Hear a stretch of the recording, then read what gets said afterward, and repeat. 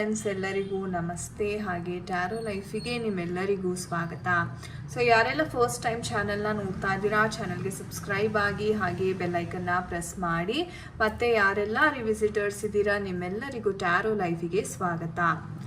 So friends, ಇಂದಿನ ಒಂದು ವಿಡಿಯೋದಲ್ಲಿ ಮೇಯ್ನಾಗಿ ನಿಮ್ಮ ವ್ಯಕ್ತಿಯ ಡೀಪ್ ಸೀಕ್ರೆಟ್ ಥಾಟ್ಸ್, ಅಂದರೆ ಸೀಕ್ರೆಟಿವ್ ಆಗಿ ಅವರು ನಿಮ್ಮ ಬಗ್ಗೆ ಏನು ಯೋಚನೆ ಮಾಡ್ತಾರೆ, ಯಾವ ಒಂದು ವಿಚಾರ ಬಗ್ಗೆ, ನಿಮ್ಮ ಒಂದು ರಿಲೇಷನ್ಶಿಪ್ ಆಗಿರ್ಬೋದು ಅಥವಾ ನಿಮ್ಮ ಒಂದು ಕ್ಯಾರೆಕ್ಟರ್ ಆಗಿರ್ಬೋದು, ಯಾವುದ್ರ ಬಗ್ಗೆ ಅವರು ತುಂಬ ತಲೆ ಕೆಡಿಸ್ಕೋತಾರೆ ಅನ್ನೋದನ್ನು ಈ ಒಂದು ಟ್ಯಾರೋ ರೀಡಿಂಗ್ ಮಾಡೋದ್ರ ಮುಖಾಂತರ ನಾವು ತಿಳ್ಕೊಳ್ಳೋಣ. ಓಕೆ, ಆ್ಯಂಡ್ ಗೈಸ್, ಇದು ಒಂದು ಜನರಲ್ ಟೈಮ್ಲೆಸ್ ರೀಡಿಂಗ್ ಆಗಿರುತ್ತೆ. ಸೊ ಯಾರ ಜೊತೆ ಎಲ್ಲ ಇದು ರೆಸೊನೇಟ್ ಆಗುತ್ತೆ ಖಂಡಿತ ಕನ್ಸಿಡರ್ ಮಾಡ್ಬೋದು ನೀವು. ಆ್ಯಂಡ್ ನಿಮಗೆ ಯಾರಿಗೆಲ್ಲ ಪರ್ಸ್ನಲ್ ರೀಡಿಂಗಿನ ಅವಶ್ಯಕತೆ ಇದೆ, ಸ್ಕ್ರೀನ್ ಮೇಲೆ ಕೊಟ್ಟಿರ್ತಕ್ಕಂಥ ನಂಬರ್ಗೆ ನೀವು ಕರೆ ಮಾಡಿ ನಿಮ್ಮ ಸ್ಲಾಟ್ಸ್ ಅಂತಕ್ಕಂಥದ್ದನ್ನ ಬುಕ್ ಮಾಡ್ಕೋಬೋದಾಗಿದೆ.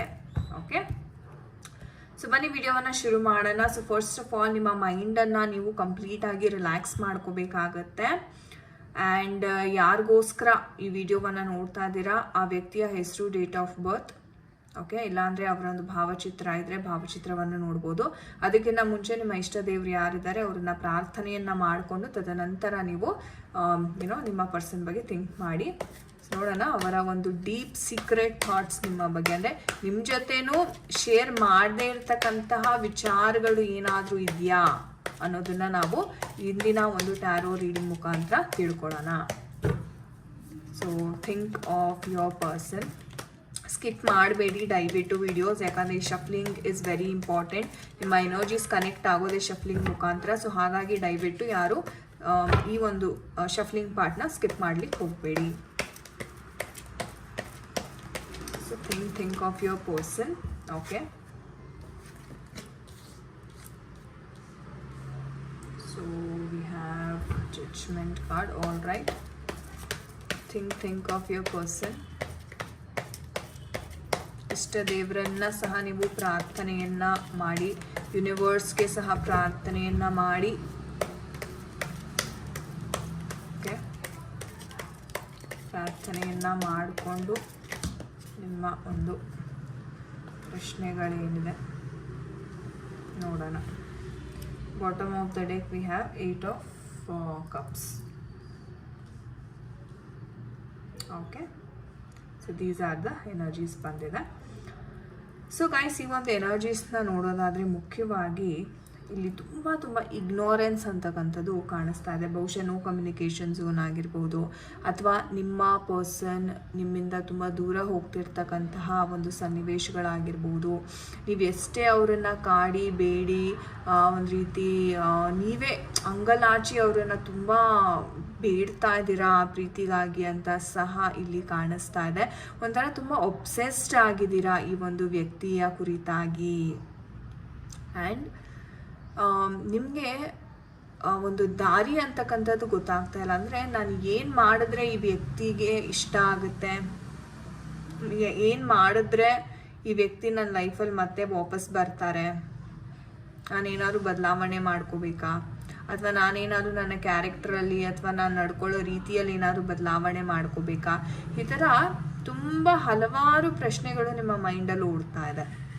ಅಥವಾ ನಾನೇ ತುಂಬ ಮೇಲ್ಬಿದ್ದು ಹೋಗ್ತಾ ಇದ್ದೀನ, ಅಥವಾ ಅವ್ರಿಗೆ ತುಂಬ ಹಿಂಸೆ ಕೊಡ್ತಾ ಇದ್ದೀನ, ಪದೇ ಕಾಲ್ ಮೆಸೇಜಸ್ ಮಾಡೋದ್ರಿಂದ ಏನಾದರೂ ತುಂಬ ತೊಂದರೆ ಕೊಡ್ತಾ ಇದ್ದೀನ, ಹಾಗಾಗಿ ಅವ್ರು ನನ್ನನ್ನು ಅವಾಯ್ಡ್ ಮಾಡ್ತಾ ಇದ್ದಾರಾ. ಇಲ್ಲಿ ತಪ್ಪು ನಿಮ್ದೇನೂ ಇಲ್ಲ. ಯಾಕಂದರೆ ನಿಮ್ಗೆ ಹೇಗೆ ಅನ್ನಿಸ್ತಾ ಇದೆ ಅಂತಂದರೆ, ಅವ್ರ ಜೊತೆ ಮಾತಾಡದೆ ನನ್ನ ಕೈಲಿ ಇರೋಕ್ಕಾಗಲ್ಲ, ಅವ್ರ ಜೊತೆ ನಾನು ಕಮ್ಯುನಿಕೇಟ್ ಮಾಡಿಲ್ಲ ಅಂತಲೇ ನನಗೆ ತುಂಬ ಬೇಜಾರಾಗುತ್ತೆ, ಒಂದೊಂದ್ಸರಿ ಡಿಪ್ರೆಷನ್ಗೆ ಸಹ ನಾನು ಹೋಗ್ತೀನಿ. ಸೊ ಇಲ್ಲಿ ನಿಮ್ಮ ಒಂದು ಭಾವನೆಗಳು ಈ ರೀತಿ ಇದೆ. ಓಕೆ, ಅಂದರೆ ಒಟ್ಟಾರೆ ಹೇಳಬೇಕು ಅಂತಲೇ ಈ ವ್ಯಕ್ತಿ ಜೊತೆ ನಿಮ್ಮ ಸಂಪರ್ಕ ಅಥವಾ ಕಮ್ಯುನಿಕೇಷನ್ ಏನಾದರೂ ಮಿಸ್ ಆದರೆ, ಒಂದು ದಿನ ಅಥವಾ 2 ದಿನ ಮಿಸ್ ಆದರೆ ತುಂಬ ನೀವು ಮಿಸ್ ಮಾಡ್ಕೊಳ್ಳೋಕೆ ಸ್ಟಾರ್ಟ್ ಮಾಡ್ತೀರಾ. ಆ್ಯಂಡ್ ಆ ಒಂದು ಸಂದರ್ಭ ಯಾವ ರೀತಿ ಇರುತ್ತೆ ಅಂತಂದರೆ, ನೀವು ಬ್ಯಾಕ್ ಟು ಬ್ಯಾಕ್ ಅವ್ರಿಗೆ ಮೆಸೇಜ್ ಅಥವಾ ಕಾಲ್ ಅಥವಾ ಒಂದು ಹಾಯ್ ಹೇಳಿದ್ರೆ ಸಾಕಪ್ಪ ಅನ್ನೋ ಒಂದು ಅಬ್ಸೆಷನ್ ಮೂಡಿಗೆ ಹೋಗ್ಬಿಡ್ತಾ ಇದ್ದೀರಾ. ಓಕೆ, ಸೊ ಅಬ್ಸೆಷನ್ ಮೂಡಿಗೆ ಹೋದಾಗ ನಿಮಗೆ ಏನು ಅನಿಸುತ್ತೆ ಅಂತಂದರೆ, ಈ ವ್ಯಕ್ತಿಗೆ ಅಷ್ಟೇ ರೆಸಿಸ್ಟೆನ್ಸ್ ಜಾಸ್ತಿ ಆಗುತ್ತೆ. ಇವ್ರು ಯಾಕೆ ನನಗೆ ಪದೇ ಈ ಥರ ಮೆಸೇಜಸ್ ಮಾಡಿ ನನಗೆ ತೊಂದರೆ ಕೊಡ್ತಾ ಇದ್ದಾರೆ, ಆವಾಗ ಇವ್ರು ನಿಮ್ಮನ್ನು ಅವಾಯ್ಡ್ ಮಾಡಲಿಕ್ಕೆ ಸ್ಟಾರ್ಟ್ ಮಾಡ್ತಾರೆ. ಸೊ ಇದು ವಿಚಾರ. ಎಷ್ಟು ಜನ ಈ ಒಂದು ಝೋನಲ್ಲಿದ್ದೀರಾ ನನಗೆ ಕಮೆಂಟ್ ಸೆಕ್ಷನಲ್ಲಿ ತಿಳಿಸಿ. ಓಕೆ, ಆ್ಯಂಡ್ ಈ ಥರ ಒಂದು ಸಿಚುವೇಶನಲ್ಲಿ ಯಾರಿದ್ದೀರಾ, ಒಂದು ಕೌನ್ಸಿಲಿಂಗ್ ಸೆಷನ್ನ ನನ್ನ ಕಡೆಯಿಂದ ತಗೊಳ್ಳಿ, ಖಂಡಿತ ನಿಮಗೆ ಆನ್ಸರ್ ಅಂತಕ್ಕಂಥದ್ದು ಸಿಗುತ್ತೆ. ಓಕೆ,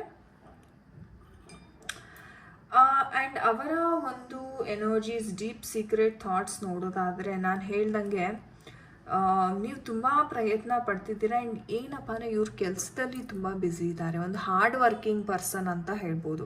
ಸೊ ಹಣಕಾಸಿನ ವಿಚಾರ ಅಂತ ಬಂದಾಗ ಆ ವ್ಯಕ್ತಿ ಯಾವುದೇ ಕಾರಣಕ್ಕೂ ಕರುಣೆ ಆಗಿರ್ಬೋದು ಆ ಥರದ್ದೇನೂ ತೋರಿಸಲ್ಲ. ಹಣಕಾಸಿನ ಬಗ್ಗೆ ಇವ್ರಿಗೆ ತುಂಬ ಆಸಕ್ತಿ ಅಂತಕ್ಕಂಥದ್ದಿದೆ.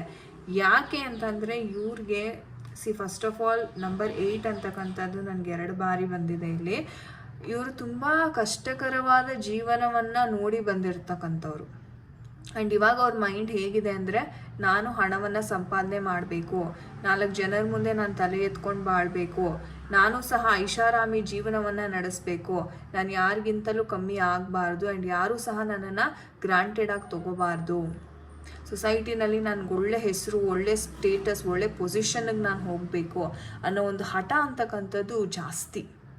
ಸೊ ಅವ್ರಿಗೇನಪ್ಪ ಅಂತಾರೆ, ಓಕೆ ನನಗೆ ಹಣ ಕಾಸಿದ್ರೆ ಪವರ್ ಸಿಗುತ್ತೆ, ಪವರ್ ಇದ್ದರೆ ಜನ ಗೌರವ ಕೊಡ್ತಾರೆ, ಅಂದರೆ ಎಲ್ಲದರ ಒಂದು ರೂಟ್ ಎಲಿಮೆಂಟ್ ಏನಿದೆ ಅದು ಹಣಕಾಸು, ದುಡ್ಡು. ಸೊ ಆ ಒಂದು ವಿಚಾರವಾಗಿ ತುಂಬ ಫೋಕಸ್ಡ್ ಆಗಿದ್ದಾರೆ ಈ ವ್ಯಕ್ತಿ. ಸೊ ಹಾಗಾಗಿ ನೀವು ಎಷ್ಟೇ ಅವರ ಬಳಿ ಚಾನ್ಸನ್ನು ಕೇಳ್ಕೊಂಡು ಹೋದ್ರೂ ಈ ವ್ಯಕ್ತಿ ಇಗ್ನೋರ್ ಮಾಡ್ತಾ ಇದ್ದಾರೆ. At some point of time ನೀವು ನಂಬ್ತಿರೋ ಬಿಡ್ತಿರೋ ಇವರು ನಿಮ್ಮ ಶತ್ರು ಸಹ ಆಗಿದ್ರು. ಅಂದರೆ ಪ್ರೀತಿನಲ್ಲಿ ಇರೋವಾಗ್ಲೇ ಅವ್ರಿಗೆ ಮನಸ್ಸಲ್ಲಿ ಯಾವ ಥರ ಇತ್ತಾನೆ ಒಂಥರ ಹೆಸಿಟೆನ್ಸ್ ಅಂತಕ್ಕಂಥದ್ದಿತ್ತು. ಅದಕ್ಕೆ ಅವರು ನಿಮಗೆ ಇಗ್ನೋರ್ ಮಾಡ್ತಾ ಇದ್ದಿದ್ದು.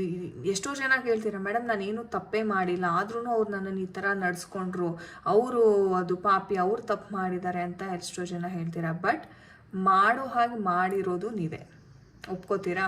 ಎಸ್, ಖಂಡಿತ. ಯಾಕಂತಂದರೆ ಈ ವ್ಯಕ್ತಿಗೆ ಇಷ್ಟ ಆಗಿರ್ತಕ್ಕಂಥದ್ದು ಮನಿ, ದುಡ್ಡಿನ ವಿಚಾರ ತುಂಬ ಇಷ್ಟ ಆಗಿದೆ. ನೀವು ಪ್ರೀತಿ ಕೊಡ್ತೀನಿ ಅಂತಂದರೆ ಅವ್ರು ತಗೋತಾರಾ? ಖಂಡಿತ ಇಲ್ಲ ಅಲ್ವಾ? ಯಾಕಂದರೆ ಈ ವ್ಯಕ್ತಿ ತುಂಬ ಗೋಲ್ ಓರಿಯೆಂಟೆಡ್ ಇದ್ದಾರೆ. ನೀವು ಪ್ರೀತಿ ಇವ್ರ ಮನಸ್ಸಾರೆ ನಾನು ಎಮೋಷ್ನಲಿ ಹೊಲಿಸ್ಕೋತೀನಿ ಇವ್ರನ್ನ ಅಂತಂದರೆ ಅದಾಗೋದೇ ಇರೋಂಥ ಕೆಲಸ. ಯಾಕಂದರೆ ಇವ್ರಿಗೆ ಐಷಾರಾಮಿ ಜೀವನ ಬೇಕಾಗಿದೆ, ರೈಟ್? ಸೊ ಹಾಗಾಗಿ ಇವರ ಒಂದು ಪ್ರಿಯಾರಿಟಿ ಏನಿದೆ ಅದು ಹಣಕಾಸು, ನಿಮ್ಮ ಪ್ರಿಯಾರಿಟಿ ಏನಿದೆ ಪ್ರೀತಿ. ಇದು ಮ್ಯಾಚ್ ಆಗಲ್ಲ. ಅದಕ್ಕೆ ನಿಮ್ಮ ನಡುವೆ ಕ್ಲಾಶಸ್ ಅಂತಕ್ಕಂಥದ್ದು ಬರೋದು. ಅಂದರೆ ಇವ್ರಿಗೇನು ಚೆನ್ನಾಗಿ ದುಡ್ದು ನಾನು ಸೆಟ್ಲ್ ಆಗಬೇಕು, ಪ್ರೀತಿ ಪ್ರೇಮ ಎಲ್ಲ ಆಮೇಲೆ. ಸೊ ಆ ಒಂದು ವಿಚಾರವನ್ನು ತಗೊಂಡಾಗ ಒಂಥರ ನಿಮಗೆ ಒಂದು ಶತ್ರು ಥರ ನೋಡ್ತಾರೆ ಇವರು. ನೀವು ಕೇಳಿರ್ಬೋದು, ಮೇಡಮ್ ನನಗಂತೂ ತುಂಬ ರೂಢಾಗಿ ಮಾತಾಡ್ತಾರೆ, ಸರಿಯಾಗಿ ರೆಸ್ಪಾಂಡ್ ಮಾಡಲ್ಲ, ನನಗೆ ಒಂಥರ ಸಿಟ್ಟು ಬರ್ತಾ ಇದೆ ನನಗೆ ಅವ್ರು ನಡ್ಕೊಳ್ಳೋ ರೀತಿ ನೋಡಿದ್ರೆ. ಎಸ್, ಯಾಕಂದರೆ ಆ ಥರ ಎನರ್ಜೀಸ್ ಇದೆ ಇಲ್ಲಿ. So death card indicates that ಒಂಥರ ನೀವು ಎಷ್ಟೇ ಅಂಗಲಾಚಿ ಬೇಡಿ ಕಾಡಿದ್ರೂ ಇವರು ಬಗ್ಗಲ್ಲ. That is what death card symbolises. ಇದು ಒಂದು ಟ್ರಾನ್ಸ್ಫರ್ಮೇಷನ್ ಕಾರ್ಡ್ ಕೂಡ ಹೌದು. ಅಟ್ ದ ಸೇಮ್ ಟೈಮ್ ನೀವು ಏನು ಬೇಡ್ಕೊಂಡು ಹೋಗ್ತೀರಾ, ಕರುಣೆ ಇಲ್ಲದೆ ಅದನ್ನು ರಿಜೆಕ್ಟ್ ಮಾಡುವಂತಹ ಕಾರ್ಡ್ ಸಹ ಹೌದು. ಇದು ಎಷ್ಟೋ ಜನಕ್ಕೆ ಗೊತ್ತಿಲ್ಲ. ಡೆತ್ ಕಾರ್ಡ್ ಅಂದ್ಕೂಡಲೇ ಏನು ಅನ್ಕೋತೀರಾ, ಏನೋ ಇದು ನೆಗೆಟಿವ್, ಇದೇನೋ ಆಗಲ್ಲ ಅಂತ. ಬಟ್ ಡೆತ್ ಕಾರ್ಡಲ್ಲೂ ತುಂಬ ಹಿಡನ್ ಮೀನಿಂಗ್ಸ್ ಇದೆ. ಅದು ನಿಮ್ಮ ಪ್ರಶ್ನೆಗೆ ಅನುಗುಣವಾಗಿ ಇದನ್ನು ನಾವು ಡಿಸ್ಕ್ರೈಬ್ ಮಾಡ್ತಾ ಹೋಗಬೇಕಾಗತ್ತೆ. ಓಕೆ, ಸೊ ಹಾಗಾಗಿ ನಿಮ್ಮ ಪರ್ಸನ್ ತುಂಬ ರಿವೆಂಜಿಯಸ್ ಮೂಡಲ್ಲಿದ್ದಾರೆ. ಅಂದರೆ ಒಂಥರ ಶತ್ರು ಥರ ಟ್ರೀಟ್ ಮಾಡೋ ಹಂತಕ್ಕೆ ಹೋಗಿದ್ದಾರೆ. ನೀವು ಎಷ್ಟೇ ಅಂಗಲಾಚಿ ಬೇಡಿದ್ರೂ ಈ ಮನಸ್ಸೇನಿದೆ ವ್ಯಕ್ತಿ ಮನಸ್ಸು ಕರಗ್ತಿಲ್ಲ. ಯಾಕೆ ಕರಗ್ತಿಲ್ಲ ಅಂದರೆ ಅವ್ರಿಗೆ ಹಣಕಾಸು ಇಂಪಾರ್ಟೆಂಟ್ ಆಗಿದೆ ಈ ಒಂದು ವಿಚಾರದಲ್ಲಿ. ಇನ್ಫ್ಯಾಕ್ಟ್ ನಿಮ್ಮಿಂದ ಸಹ ಅವರು ಅಪೇಕ್ಷೆ ಮಾಡೋದು ಹಣಕಾಸು, ಪ್ರೀತಿ ಅಲ್ಲ. ಸೊ ಈ ಥರ ಒಂದು ಸಂದರ್ಭ, ಈ ಥರ ಒಂದು ವ್ಯಕ್ತಿತ್ವವನ್ನು ನಾವಿಲ್ಲಿ ನೋಡ್ತಾ ಇದ್ದೀವಿ. ಸೊ ಇವ್ರಿಗೆ ಬೇಕಾಗಿರೋದು ಹಣಕಾಸು, ಐಷಾರಾಮಿ ಜೀವನ, ರೈಟ್? ಸೊ ಹಾಗಾಗಿ ತುಂಬ ಒಂಥರ ನಿಮ್ಮ ಮೆಂಟ್ಯಾಲಿಟಿ ಅವರ ಮೆಂಟ್ಯಾಲಿಟಿ ಇಲ್ಲಿ ಮ್ಯಾಚ್ ಆಗ್ತಿಲ್ಲ. ಸೊ ಈ ಥರ ಸಂದರ್ಭದಲ್ಲಿ ನೀವು ಇದ್ದೀರಾ. ಸೊ ನೋಡೋಣ ನಮ್ಮ ಏಂಜಲ್ಸ್ ಏನು ಹೇಳ್ತಾರೆ ಈ ಒಂದು ವಿಚಾರವಾಗಿ, ಫ್ಯೂಚರಲ್ಲಿ ಏನಾಗಬಹುದು, ನಮ್ಮ ಏಂಜಲ್ಸ್ ಕಡೆಯಿಂದ ಯಾವ ಒಂದು ಗೈಡೆನ್ಸ್ ಇದೆ. ತಪ್ಪೇನಿಲ್ಲ. ಸೊ ನಿಮಗೆ ಪ್ರೀತಿ ಇಷ್ಟ, ಅವ್ರಿಗೆ ಹಣಕಾಸು ಇಷ್ಟ, ಅದು ಅವರವರ ಒಂದು ವೈಯಕ್ತಿಕವಾದ ವಿಚಾರ ಆಗಿರುತ್ತೆ. ಬಟ್ ಅದನ್ನೇ ನಾವು ಕಾಂಪ್ರಮೈಸ್ ಅಂತ ಹೇಳ್ತೀವಿ ಅಲ್ವಾ. ಇಯರ್ ಫ್ರಮ್ ನಾವು ಅಂತ ಹೇಳ್ತಾ ಇದ್ದಾರೆ ಏಂಜಲ್ಸು. ಆಪರ್ಚುನಿಟಿ ಸಿಗುತ್ತೆ, ಆದರೆ ಇವಾಗ ಸರಿಯಾದ ಸಮಯ ಅಲ್ಲ ಅಂತ ಸಹ ಹೇಳ್ತಾ ಇದ್ದಾರೆ. ಸೊ ಏಂಜಲ್ಸ್ ಏನು ಹೇಳ್ತಿದ್ದಾರೆ ಅಂದರೆ, ಈ ಗೋಲ್ ಏನು ಇಟ್ಕೊಂಡಿದ್ದಾರೆ ಅಲ್ಲ, ಹಣಕಾಸು ನಾನು ಹಿಂಗಾಗಬೇಕು ಹಂಗಾಗಬೇಕು, ಇದಾಗಲಿಕ್ಕೆ ಅವ್ರಿಗೆ ಮಿನಿಮಮ್ ಅದು 1 ವರ್ಷ ಹಿಡಿಯುತ್ತೆ. ಕಷ್ಟಪಟ್ಟು ದುಡ್ದು ಅಥವಾ ಗೌರ್ಮೆಂಟ್ ಜಾಬಿಗೆ ಟ್ರೈ ಮಾಡ್ತಿರ್ಬೋದು, ಇನ್ನೇನೋ ಟ್ರೈ ಮಾಡ್ತಿರ್ಬೋದು ಆ ವ್ಯಕ್ತಿ. ಸೊ 1 ವರ್ಷದ ಒಳಗಡೆ ಅವ್ರಿಗೆ ಹಣಕಾಸಿಂದು ಸೆಟಲ್ ಆಗುತ್ತೆ. ತದನಂತರ ನಿಮಗೆ ಅವಕಾಶ ಅಂತಕ್ಕಂಥದ್ದು ಅವರೇ ಹುಡುಕೊಂಡು ಬರ್ತಾರೆ. ಆದರೆ ಇವಾಗ ಮಾತ್ರ ಏನು ಮಾಡ್ಲಿಕ್ಕೆ ಹೋಗಬೇಡಿ, ನಾಟ್ ದ ರೈಟ್ ಟೈಮ್ ಅಂತ ಎಚ್ಚರಿಕೆ ಸಹ ಏಂಜಲ್ಸ್ ಕೊಡ್ತಾ ಇದ್ದಾರೆ. ಇದನ್ನು ಸೂಕ್ಷ್ಮವಾಗಿ ಗಮನಿಸಬೇಕಾಗುತ್ತೆ ನೀವು. Right, not the right time. ನೀವೇನೇ ಇಲ್ಲಿ ನಾನು ಹೇಳಿದ್ನಲ್ಲ, ಸೆಲ್ಫ್ ಆಬ್ಸೆಷನ್ ಆಗಿ ಪದೇ ಅವ್ರ ಹಿಂದೆ ಹೋಗೋ ಅದನ್ನು ಮಾಡಬೇಡಿ, ದಯವಿಟ್ಟು ಅದನ್ನು ಮಾಡಬೇಡಿ. ಯಾಕಂದರೆ ಇವತ್ತು ಮಾಡೋದ್ರಿಂದ ಅವ್ರಿಗೆ ಇರಿಟೇಷನ್ ಇನ್ನೂ ಜಾಸ್ತಿ ಆಗುತ್ತೆ ವಿನಃ ಸಮಸ್ಯೆಗೆ ಸೊಲ್ಯೂಷನ್ ಸಿಗಲ್ಲ. ಇದನ್ನ ನೆನಪಲ್ಲಿ ಇಟ್ಕೊಂಡು ನೀವು ಎಷ್ಟೋ ಜನ ಕಷ್ಟ ಆಗುತ್ತೆ, ಒಪ್ಕೋತೀನಿ, ಬಟ್ ಅದಕ್ಕೂ ಪರಿಹಾರ ಇದೆ. ನೀವು 7 ಚಕ್ರ ಮೆಡಿಟೇಷನ್ ಮಾಡೋದ್ರಿಂದ ನಿಮ್ಮ ಮನಸ್ಸು ನಿಮ್ಮ ಹತೋಟಿಗೆ ತಗೋಬೋದು. ಇದು ಗೊತ್ತಿದೆಯಾ ನಿಮಗೆ? ಗೊತ್ತಿಲ್ಲ ಅಂದರೆ ಖಂಡಿತವಾಗ್ಲೂ ಕ್ಲಾಸಿಗೆ ಜಾಯಿನ್ ಆಗಿ. 7 ಚಕ್ರ ಮೆಡಿಟೇಷನ್ ಮಾಡೋದ್ರಿಂದ ನಿಮ್ಮ ಎಲ್ಲ ಇಂದ್ರಿಯಗಳೇನಿದೆ, ನಿಮ್ಮ ಮನಸ್ಸು, ಮೈಂಡ್ ಎಲ್ಲವೂ ನಿಮ್ಮ ಹತೋಟಿಗೆ ಸಿಗುತ್ತೆ. ಸೊ ಇದನ್ನು ಮಾಡಿ. ಎಷ್ಟೋ ಜನ ಹೇಳ್ತಾರೆ, ಓಕೆ ಕಂಟ್ರೋಲ್ ಮಾಡ್ಕೋಬೇಕು, ಸೆಲ್ಫ್ ಲವ್ ಮಾಡ್ಕೋಬೇಕು, ಬಟ್ ಹೇಗೆ? ಅದು ಇಂಪಾರ್ಟೆಂಟ್. 7 ಚಕ್ರ ಮೆಡಿಟೇಷನ್ ಮಾಡೋದ್ರಿಂದ ಅದು ನಿಮ್ಮ ಹತೋಟಿಗೆ ಬರುತ್ತೆ.